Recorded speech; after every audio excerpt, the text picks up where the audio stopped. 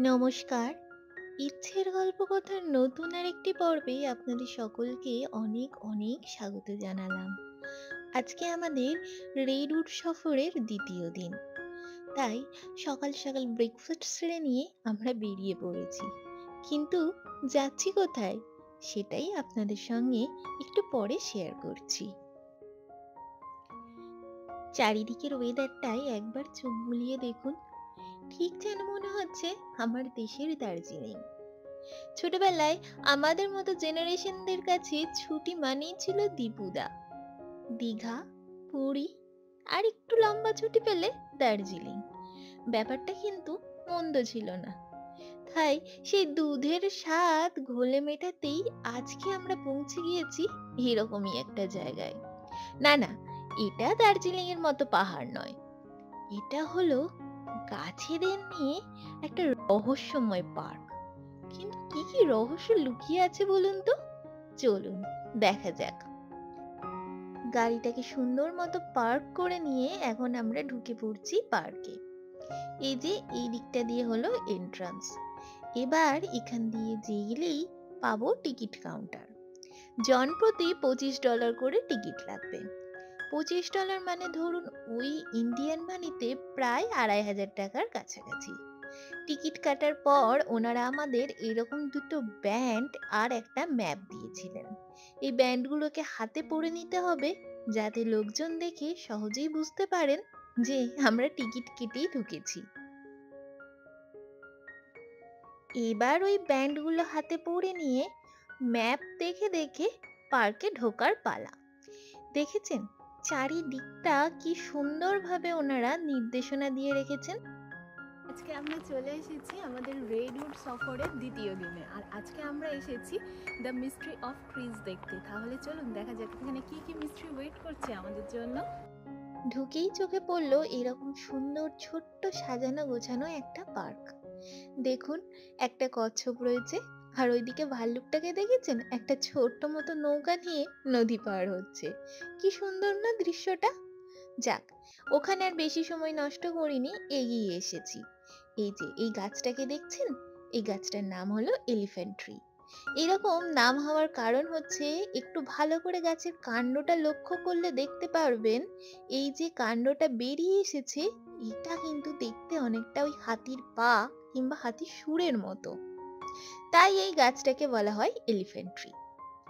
সাধারণভাবে আমরা দেখে থাকি যে গাছ একদম মাটি থেকে সোজাসুজি আকাশের দিকে বাড়তে থাকে, কিন্তু এই গাছটিকে দেখলে বুঝতে পারবেন এই গাছটি কিন্তু মাটি থেকে সোজাসুজি আকাশের দিকে বাড়েনি, মাটির সঙ্গে সমান্তরালভাবে বেড়ে উঠেছে গাছটি।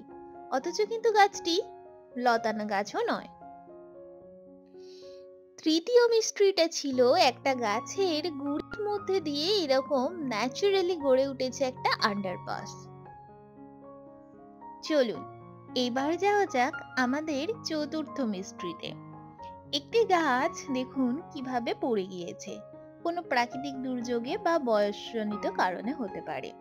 সেই গাছটির কাণ্ড থেকে জন্ম নিয়েছে আর একটি বৃক্ষ। কি সুন্দর না? একটা গাছ পড়ে গিয়েছে আর তার থেকে জন্ম নিয়েছে নতুন আরেকটি বৃক্ষ। চারিদিকে রেডউডের জঙ্গল দিয়ে হাঁটতে হাঁটতে এখন আমরা যাচ্ছি আজকের আমার সব থেকে বেশি এক্সাইটমেন্ট যে জিনিসটার প্রতি ছিল সেই জিনিসটার দিকে। হ্যাঁ, স্কাইলাইন ওয়াক। মানে আমি তো প্রথমে ভেবেছিলাম এই যে একটা গাছ থেকে আরেকটা গাছে দড়ি দিয়ে সেতুগুলোকে কানেক্ট করা আছে, এগুলো বোধহয় খুবই নড়বড়ে, আর আমি উঠলে হয়তো পড়ে যেতে পারি। কিন্তু উঠে দেখলাম না, এগুলো বেশ শক্ত।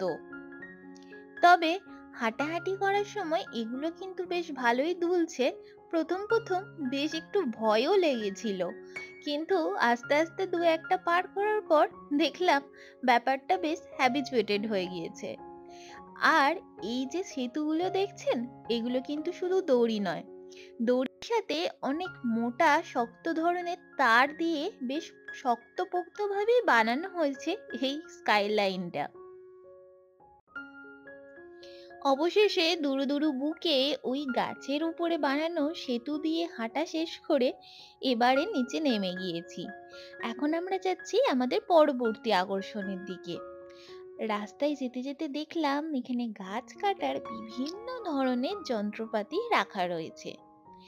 চলুন একবার ভালো করে চোখ বুলিয়ে দেখে নিই এখানে ঠিক কি কি ধরনের যন্ত্রপাতি রাখা আছে। তারপর না হয় যাব আমাদের পরবর্তী আকর্ষণে। দেখেছেন যন্ত্রপাতিগুলো? সবকটার নামও হয়তো আমি জানি না। এবার আমরা রোপে চেপে একদম আরো উঁচুর পাহাড়টাতে যাব।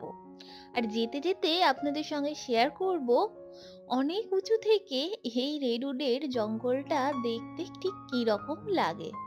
তবে রোপটা যখন প্রথমে চলা স্টার্ট করেছিল আমার বেশ ভয় ভয়ই লাগছিল, কারণ আমার এমনিতেই হাইটে একটু ভয় আছে। তাই এটা যখন আবার মাঝখানে দুটো রোপ যখন একে অপরকে পাশ দিচ্ছিল, মাঝে একটা জায়গায় থেমে গিয়েছিল। আর থেমে যাওয়ার পর আমার ঠিক এইরকমই একটা মনে হয়েছিল, এবার কি এখানে দড়িটা ছিঁড়ে রোপটা নিচে পড়ে যাবে নাকি। দেখুন রোপ থেকে নিচেটা কি সুন্দর লাগছে। এত ঘন জঙ্গল হয়তো আমি এর আগে কখনোই দেখিনি। যাই হোক, এবার আমরা রোপে করে আরেকটু উঁচুর পাহাড়ের দিকে চলে এসেছি। এই যে এখানে রোপে করে আবার ফিরেও যাওয়া যাবে আগের জায়গাটাতে, বা কেউ যদি ইচ্ছা করে সে আবার ওই ওয়াকিং ট্রেল ধরে হেঁটে হেঁটে যেতেও পারে। তবে আমরা হাঁটার কোনো প্ল্যান রাখিনি, কারণ আমাদেরকে ফিরতে হতো তাড়াতাড়ি, আরো অনেক কিছু দেখার আছে। সবকটা মিস্ট্রি দেখা কমপ্লিট করে যখন আমরা পার্ক থেকে বেরোচ্ছিলাম, হঠাৎই চোখে পড়লো এই এত সুন্দর তৈরি করা স্কাল্পচার গুলো। প্রত্যেকটা কাজ দেখুন কি নিখুঁত ভাবে করেছেন এনারা। আর কোন থিঙ্কিং এ কোন স্কাল্পচারটা তৈরি করা হয়েছে সেগুলোও কিন্তু মাথার উপরে ট্যাগ করে লেখা আছে। এই যে সাপগুলোকে দেখেছেন, সাপ দুটো দেখে মনে হচ্ছে যেন পুরো অরিজিনাল। একবার ভাবুন তো, এত বড় একটা সাপ যদি অরিজিনালি সামনে আসে কেমন লাগবে। আর এইটা ঠিক ডেঙ্গু না ম্যালেরিয়ার মশা তা আমি জানি না, তবে দেখে বুঝতে পেরেছি যে এটা একটা মশা। চলুন এটা দেখতে দেখতে আস্তে আস্তে আমরা এগিয়ে যাই আমাদের পরবর্তী গন্তব্যস্থলের দিকে। এখানে আসার পর নেটে সার্চ করে জানতে পারি এখানে একটা নদী আছে, নাম কালামাথ রিভার। তো ওই নেটের কিছু ছবি দেখে আমার এত ভালো লেগেছিল, আমি সৌম্যকে বলেছিলাম এখানে যখন ঘুরতেই এসেছি ওই রিভারটা আমি একবার দেখে যাব। আমরা প্রথমে একটা ওয়াকিং ট্রেল ধরে হেঁটে হেঁটে ট্রাই করেছিলাম রিভারটার কাছে যাওয়ার জন্য, কিন্তু ওটা দিয়ে অনেক দূর থেকে দেখা যাচ্ছিল, কাছে যাওয়া যাচ্ছিল না। অবশেষে অনেক খুঁজে পেতে আমরা রিভারটার কাছে পৌঁছাতে পেরেছি। একবার নদীটার জলটা দেখুন, এত স্বচ্ছ, এত পরিষ্কার, পুরো মনে হচ্ছে যেন সেই রূপকথার গল্পের নদীর কাছে চলে এসেছি। আর এই সব কিছু দেখে হঠাৎ ঘড়ির দিকে চোখ পড়লো, দেখলাম সন্ধ্যা 6টা বেজে গিয়েছে। এবার আমাদের হোটেলে ফিরতে হবে।